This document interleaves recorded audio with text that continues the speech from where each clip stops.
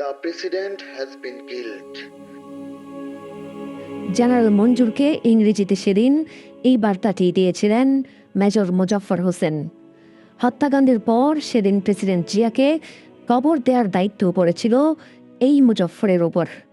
সম্প্রতি দীর্ঘ ৪৫ বছর পলাতক থাকার পর গ্রেফতার হওয়া এই দণ্ডপ্রাপ্ত সাবেক সেনা কর্মকর্তাকে ঘিরে নতুন করে আলোচনায় এসেছে ঘটনাগুলো। কখনো কখনো ইতিহাস যেন ফিরে আসে জীবন্ত কিংবদন্তি হয়ে।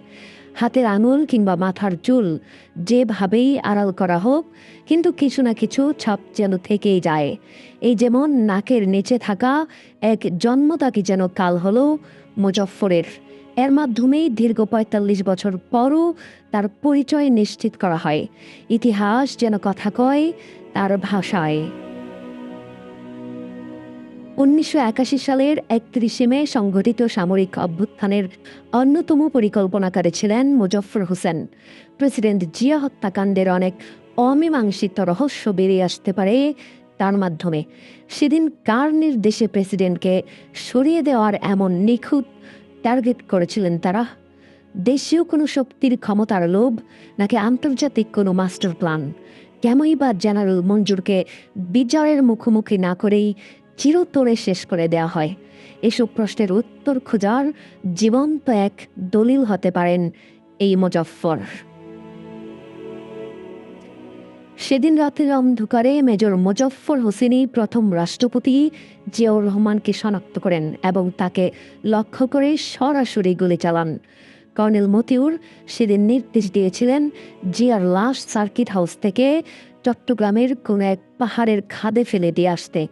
কিন্তু পাহাড়ের কোনো খাদে ফেলে না দিয়ে মেজর মোজাফফর রাঙ্গুনিয়ার এক গ্রামের কাছে সমতলে গ্রামবাসীদের সহযোগিতায় সেখানে কবর দেন প্রেসিডেন্ট জিয়া সহ আরও ২ জনকে।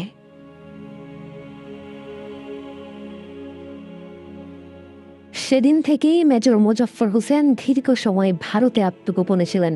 পরবর্তী সময়ে তিনি ছদ্মনাম ব্যবহার করে সীমান্ত অতিক্রম করে বিভিন্ন দেশেও ভ্রমণ করেন। তাকে ধরিয়ে দিতে সে সময় পুরস্কারও ঘোষণা করা হয়েছিল। এর মধ্যে ৯০-এর দশকে আওয়ামী সরকারের আমলে তার দেশে ফেরার গুঞ্জনও রয়েছে। বিএনপি সরকার এলে আবারও তিনি পালিয়ে যান। সবশেষ ২০০৯ সালে দেশে ফেরেন। গ্রেফতার এড়াতে মুজফফর দীর্ঘদিন ভুয়া পরিচয়, জাল কাগজপত্র ও ছদ্মনাম ব্যবহার করতেন। এমনকি নিজের চেহারা, জীবনযাপন ও পরিচিতিও পরিবর্তন করে ফেলেন।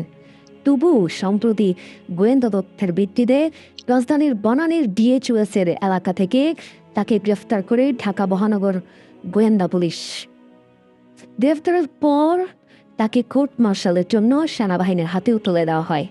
এখন নতুন করে মামলা আর তদন্তের কথা বলছে ইতিহাস বিশেষজ্ঞরা।